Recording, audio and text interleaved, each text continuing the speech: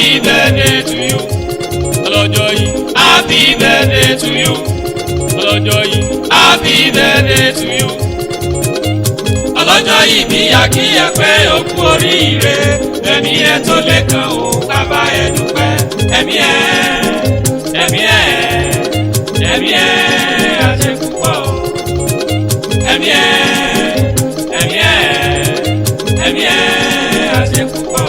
Ọmọ aláṣẹ owó ní ṣáájú ijó ìwọ dábẹ̀ yẹn kọ ẹjáre lé onínúure. Òní gan ni àyàn níjì. Fílípù Olúwa ṣe ń sọjọ́ mi ẹja ká sọkọrùn ẹja lọ bá a ṣayẹyẹ. Bàtà òsì òde ọ̀yá ẹja lọ bá a ṣe fàájì. Okú ọdún àṣejẹ́jẹ́ ìjáyé onínúure. Okú ọdún bàbá Olúwa ló ní mí. Bàbá àtolúwa làṣẹ lọ́lá Ọlọ́run ọba òní dẹni àtẹ̀bẹ̀rẹ̀. Olówó orí adérúnkẹ́ lọ́lá Olódùmarè òní kánjú kú. Àjàó okú ọdún ọmọ wọn ní igboijaye. Lọ́lá Ọlọ́run Olódùmarè ò wá ní kánjú kú. Agbédé eléyìí bọ̀rùn báyé bá gbèdì rẹ kalẹ̀ ara ni wọ́n máa fi sọ. Pẹ́pẹ́pẹ́ lọmọ ó wú ṣe nílé arọ́. Jẹ́jẹ́ lọkọ́ gbó jẹ́jẹ́ làdágbó. Règún gbódù àwọn kì í kánjú kú. Lọ́lá Olódùmarè ikú rẹ ò ní yá kankan. Àpáàdì ní ṣáájú onífọ̀nà. Ìwọ lọ́mọ rẹ́yìn àwọn ọ̀tá rẹ okú ọdún ọmọ onínúure. Ṣèbí ẹ̀gbọ́n rẹ ọ̀wọ́n pẹ̀lú ìyàwó rẹ̀. Ìyẹn Olúṣẹ́gun Àyànsíjì.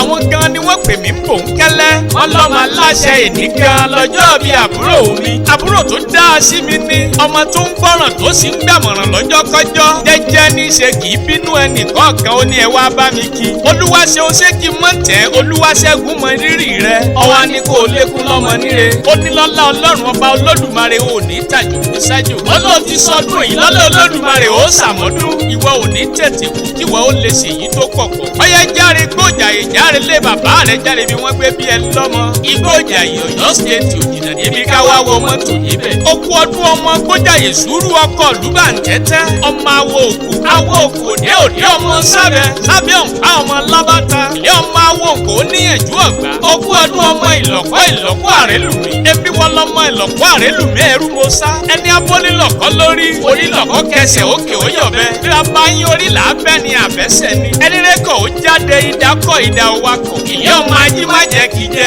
Ilé ọmọ ọkùn bàbá òrìṣà. Olúwaṣeun òrìṣà bí ìfún òsì. Bàbá oníkúlẹ̀ ojoojúmọ́ ní oúnjẹ lọ́wọ́ bàbá wa. Yóò kú ọdún ọmọ ọkùn lójú tasọ òṣòro. Bí a bá yín ó lè pani fọ́ba. Ìyẹn tó nílọ̀kọ́ bá yọ̀dà. Yóò kú ọdún ọmọ lẹ̀kọ́ ọmọ àrélù. Ilé ọmọ àjọba lóde ìkẹfù.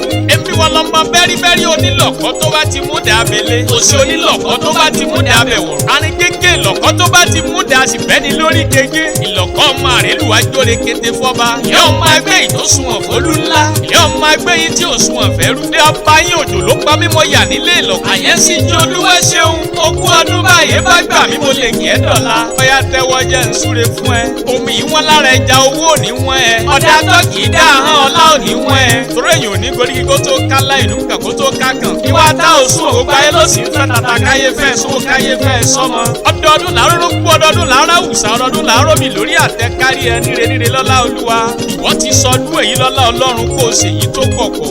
Ebi ẹ̀gbọ́n rẹ̀ ọ̀wọ́n. Ìyá Àyànsíjì Olúṣẹ́gun pẹ̀lú ìyàwó rẹ̀. Òǹkẹ́ ló ní kí n fèyí kéré nílé ọmọ aláṣẹ ló kọ tèmi. Àlàbá yín tí ò ní méjì rí. Ó ní ẹ̀rẹ̀ bára wa ṣe ẹjẹ́ jọ sà. Ìyẹn.